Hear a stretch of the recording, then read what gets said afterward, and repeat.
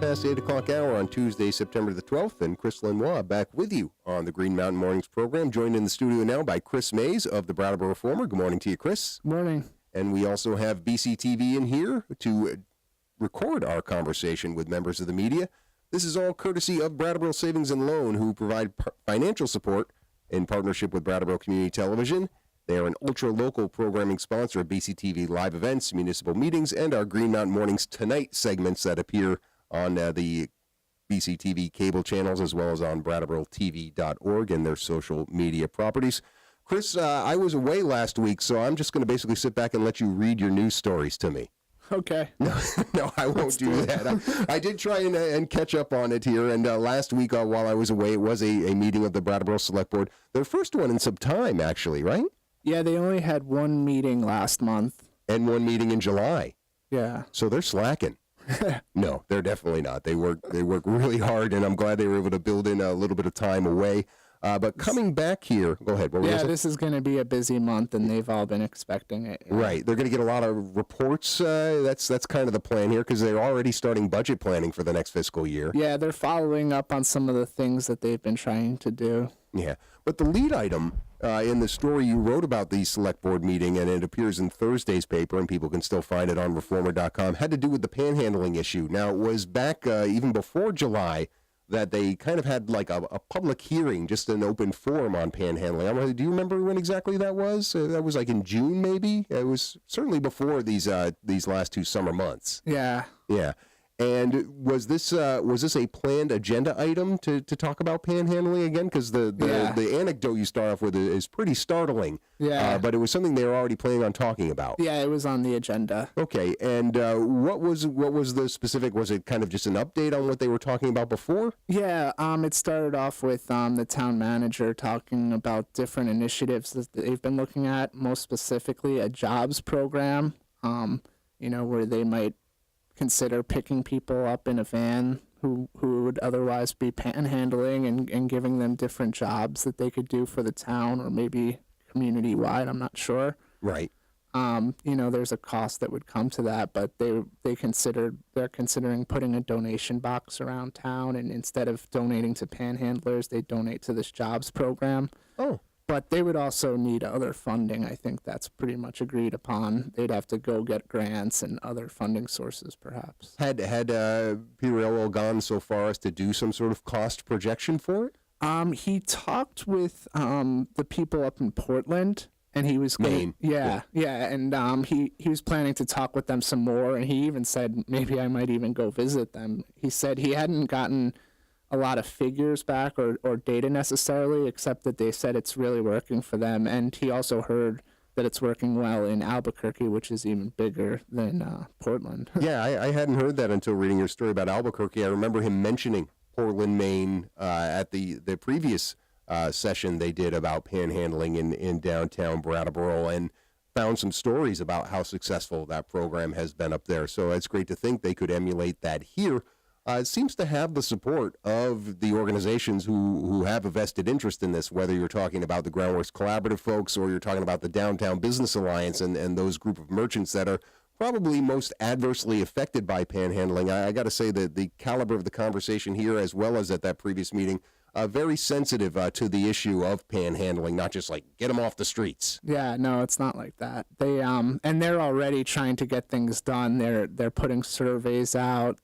They've come up with a task force with, business people and the police and other community members, people from Groundworks, and they're trying to think of a thoughtful way to approach this. And that was what Michelle Simpson-Siegel of the Downtown Brattleboro Alliance, board president for that, kind of came with a service announcement, is how this is described in your story? Yeah, it kind of talks. Yeah, they want to put it up in places where they've seen panhandling and where it can, actually be illegal, which is by ATMs and by parking meters, places where people are taking out their wallets and purses. Oh, it actually, okay, so this is something that Tim Wessel, and this is how he began the last session discussing panhandling, was to say panhandling isn't illegal, and he's the select board member who wanted to have this discussion, and he was very emphatic about wanting to make sure that that was part of this messaging. But around those areas, like ATMs, you actually can't panhandling? There's some sort of, like, zone or something? It actually has to do with, the victim. If they feel they're threatened or they're, not safe, then Right. then it becomes a crime if they report it. Right. Similarly, and this is the lead item and kind of the shocking item in your story, is this sign that Michelle Simpson-Siegel saw as she was heading toward the select board meeting, right? Yeah. You are lucky I am not robbing you. Yeah. Somebody actually put that on a sign and had that downtown. Yeah, and Michelle said, I didn't feel it threatened as so much just, like, this is just, rude and just, I don't know. And John Allen said, well, I would feel threatened. This is threatening. I suppose there's a level of gallows humor to a sign like that, but yeah, there's no business putting that on a sign if you're really seeking help. Yeah. If you are honestly seeking help for your situation as somebody who feels they have to go out on the street and ask for money, I would feel John Allen's way. There's no call for that. Yeah. And amazing to think that somebody downtown, was that handled? Did she report that to the police? Do we know if there was a consequence for that sign? I don't know that, but the police chief heard it. He was at the meeting, so he's aware. And they can kind of be on the street and know where that location was, because let's face it, that is the major fear of people when they see panhandlers out there is, are they going to get aggressive? Are they going to not ask next time? Are they going to just take? And so great that was brought to the attention, but at the same time, people being very sensitive to what's happening with panhandling. Nice to see some action steps. When do you think we'll be seeing some of this signage that the Downtown Business Alliance was talking about? Did they give a timeline? It seemed like there was some urgency to it. I think the select board wanted to have a draft before them at the next meeting. Okay. Yeah. And the donation box, the works program, is that still kind of in the conversation stage? Yeah, I think the town manager has plans to go back and speak with people from Portland and then come back with some more ideas. Yeah, and obviously some funding sources for that. Your story on Thursday with that lead also had some other select board business that came up. Basic general business, but a couple of things I wanted to point out. I thought that was pretty cool that the folks who own the Ramontos Brick Oven Pizza place have plans to open the Flat Street location again. That used to be a brew pub there, including the downstairs. Yeah, they're doing some big renovations in there now. I'm told that I wouldn't even recognize it. So was David Ingerman of Ramontos at the meeting? Did he kind of talk a little bit about what plans he has for that space? Yes, he was. Yeah. What did he talk about? What did he say he was going to do? Well, he wants to make it a venue for both local artists and some bigger named artists, some regional acts, I guess. So there would be a smaller space downstairs for more local acts, and then a bigger space upstairs, I think, with bigger names. Well, they had some great. It was a great music space down there before it flooded from Tropical Storm Irene, and so hey, maybe even Eclectic Telescope will get a gig there. Well, I'm in a new band now. Oh, you're in Guilty Pleasure. Oh, that's right, Guilty Pleasure. Sorry, I forgot the name of your new band. The other thing that I wanted to call out and give a heads up for, and I'm sure I'll be seeing you at this, is the ribbon cutting ceremony on the new police headquarters. Won't be far for you to go to cover that, will it? Yeah, but it's my day off, so my coworkers will be there, and I've been through it before they put in the flooring, and it's just amazing what they've done in there. Yeah, worth checking out. If people haven't gone to see the ribbon cuttings at either the Central Fire Station on Elliott Street or in West Brattleboro, and they give tours, I imagine it'll be the same kind of scene at the police headquarters on Friday. Yeah. Yeah, so worth checking that out, 3 p.m. on Friday. Worth checking out Chris Mays' stories in the Brattleboro Reformer and online at reformer.com. We'll get to more of those from the past week after the bottom of the hour news break. Stick around. 57 degrees outside at 20 minutes before the 9 o'clock hour. Chris Lenois back with you on the Green Mountain Mornings program and continuing my conversation with Chris Mays of the Brattleboro Reformer, shifting geographic locales now from Brattleboro back to the Deerfield Valley. You're responsible for covering both of those, quite a geographic area for the Reformer, and people can see these stories on reformer.com, although the story I want to talk about next is in today's paper, and it has to do with the Hermitage Club. We touch on that resort from time to time and some progress that they're making in developing that former haystack in mountain into a private resort for skiing and golfing. Somebody there you're writing about today having a little issue with the membership here and has actually appealed to the state attorney general's office about it. Yeah, a Wilmington resident who bought a membership back in 2011 when initiation fees were $20,000. Today they're $85,000, and this guy had asked the company to refund those that fee, and I guess he was met with some they didn't necessarily get back to him right away, so he wrote to the Attorney General's office, and then he was told by the Hermitage Club that he was number 11 on a repayment schedule, so that means 10 people were before him seeking those funds back. Refunds. Yeah. And he's the only one, though, that we know of that's appealed to the Attorney General's office. Yeah. Right. And it's not a lawsuit. He's not suing Hermitage Club here. This is consumer protection. Yeah, it's he went to this program called the Consumer Assistance Program. So it's acting as a sort of mediation between the two, and there has been communication between the Hermitage Club and that group. Specifically with this person's complaint, Bill Stewart of Wilmington. Right. So is he looking for a full refund, a partial refund? What is his justification for that? Well, he doesn't use the amenities anymore. Him and his wife bought a family membership, and they don't use it anymore. So they wanted their money back, and the policy has said that they can get it back. But in order for them to get it back, the policy had previously been that they had to sell 3 memberships for one to be refunded. They being Hermitage Club, not Bill Stewart. Yeah. Right. I mean, yeah. Because I thought of that too. Right. If you get 3 friends, we'll give you your money back, which would be an interesting sales technique. I don't know how legal that is, but certainly would be a sales technique. But I mean, are you seeing a trend here of a lot of people who have bought into these Hermitage Club memberships now? You mentioned that there's at least 11 of people wanting their money back here. What do you think is the issue driving this for these people? Maybe it's just like Bill Stewart, and they just don't use it like they thought they would. Right. Or maybe they're just moving out of the area, or yeah.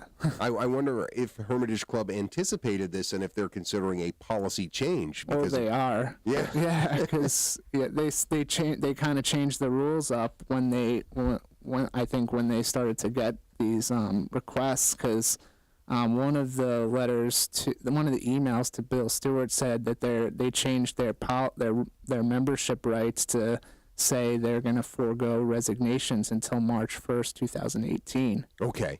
And we're not just talking about, you mentioned those membership fee numbers of $20,000 initially to $85,000, but they pay annual dues on top of that as well. Yeah, and in the beginning, the first members, like Bill Stewart and his wife, they were paying, I think it's $4,500 in annual dues, and now it's almost double that for new members. Wow, yeah. And again, just another thing that showing some of the obstacles Hermitage Club has faced as they continue to try and develop that resort over in the Wilmington area, which ultimately seems to be, I know the last time we talked about it, they felt like once they got their Act 250 permit, some momentum was going around the real estate sales. Yeah, they're doing more building. They have new homes and all going up. Yeah, so I'm sure they're looking at some of that to offset some of these refunds that people like Bill Stewart are asking for. You had another story, this one last Friday over in the Wilmington area, and again, kind of revisiting this Twin Valley High School space that has been unoccupied for several years now, and different groups trying to figure out what to do with it, the latest being a nonprofit group. Yeah, well, they've been involved almost from the start, the Old School Enrichment Council, and it's members of the Wilmington community, and they're trying to turn this building into a community center. Right. Now, they went to the select board for some funding, and the select board said no. For what reason? Well, they said they don't own the building just yet. They have an agreement. They being the board, the town? No, The council. Yeah. Okay. They're called OSEC for short. Okay. Yeah, they don't own the building just yet. There's an agreement with the school district, but they're taking care of some remedial concerns, you know. Mm-hmm. And the other thing is that it's above a threshold. The select board can't give requests funding that is more than 20% of what the fund currently has. This is economic development money. This is their local options tax money. Right, the 1%. Right. Yeah. Which is supposed to be used for economic development, and one can argue that what OSEC wants to do with this space would be a pretty great economic development opportunity for the town, but I guess not to the tune of, what is it, $98,000? Yeah, they probably have to let it build up a little bit before they could, you know, give that much out. Right. So was it a reject out of hand, or kind of come back and see us later? It was a come back and see us later. I think they definitely want to see ownership of the building. Yeah, I mean, it's been dormant forever, and it sounds like there's some momentum around OSEC. Are they going to have to do some additional fundraising? Maybe they're only going to get part of this money from the town. Yeah, they acknowledge that there's going to be other fundraising. They're going to need other grants, and they're going to need some financial support. And that would be even if they got the $98,000 from the town, which they're not going to get. Yeah, well, they will eventually. I think they expect to eventually get it. They just have to go over these hurdles. Oh, even if later on, as that economic development fund builds up, they would be able to get that full amount. It's not like they'd have to come back to the board, and the board say, well, we'll give you half of that. You think that they would be eligible eventually to get the full $98,000 from the town?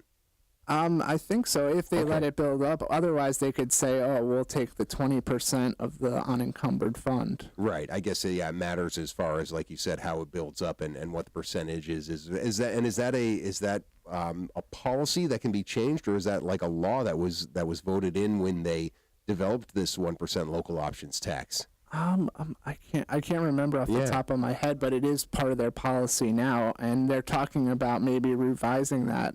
That was something one of the select board members brought up at the meeting. I mean, if you're talking about a major facility development or redevelopment in this case, $100,000 actually ends up not being, and I'm not trying to discount the amount of money that is for local taxpayers or the people who come and use it to get that amount of money, or obviously enough to cushion that, but it's not a lot of money in the grand scheme of a redevelopment of the Twin Valley High School. Well, anything over that 20% threshold is supposed to go to a town-wide vote. Oh, okay. Yeah. Okay. Well, good news that somebody is taking an interest in moving forward with refurbishing that building in Wilmington that has been sitting there for a while. Good news also for the town of Vernon here. You had a story on Thursday. I know that they've been looking at trying to have a community space again and missing some kind of general store after losing both of those, and it sounds like somebody's going to make a go of it. Yeah, when I went to do the interview, it was a whole family working on this project. It was pretty cool to see. Yeah, Ferret, is that the name? Yeah. Okay, so where is this store going to be? It's right across from the recreational area at the Vernon Dam. It's by the bar Nesbitt's. Okay, so it's on not the one right-hand side. Yeah. Oh, that's interesting. You know, I because there's two store locations in town, and I don't know what the status is of the old Whistle Stop, which is by the town offices. Sorry, I'm a former Vernon resident, so people are gonna have to bear with my antique memory of the town. But then also you have Schoolhouse Grocery further down 142. Those seem like they'd be closer to turnkey opening locations for the town, but they're starting a whole new space? Yeah, I was a little surprised. I thought I was going to one of those former store locations, but this is almost new construction. It's not refurbishing an old building? Are they building a new building? There was an old mobile home there, and they replaced it with some parts, and they're adding an addition onto the back. Okay. So is the idea of having it there and tied to any of these other town initiatives? I know they had the Vermont Council of Rural Development come in there, and they talked about sort of reorienting people to the Connecticut River, similar to what Brattleboro has talked about in the past, although I think Vernon actually has a pretty cool opportunity to do that, especially below the dam area. That had to go into their thinking of putting the store in that location. Yeah, I think they want to pick up traffic from the Vernon Dam. But I brought up the whole Vermont Council on Rural Development and the efforts to create a community space, and they weren't exactly connected to that, but they did recognize the need for the store. You know, it's something that people in Vernon have been talking about for quite some time, as I understand. Coldbrook Ice Cream and General Store is going to be the name of it. So I presume there's going to be ice cream there. Yeah, that's going to come later. First, they're going to open as a general store, sandwiches and hot drinks and all, and then later on, there's going to be the ice cream parlor. Okay, they have a timeline when they think it's going to open. I think it's in November. I think if I'm right. So this year, that's great. So the construction is moving right along, and I'm sure the Reformer will be there to do a story about it when it opens. You guys are really good about getting out and about in the community. Speaking of that, it's that time in the show, Chris, when you tell us what other stories you're working on this week. Yeah, I went to a Jamaica Select Board meeting last night, and there's some proposals coming forward about creating a water system there. And, in the village, I'm going to an energy forum tonight. And, there's some other stuff. There's always something to do here in town and cover, and appreciate all that you do covering it and coming and telling us about it here on the show. Thanks a lot, Chris. Yeah, thank you. All right, check him out in the pages of the Reformer and online at reformer.com. We'll be back to wrap up this edition of the Green Mountain Mornings program right after these messages.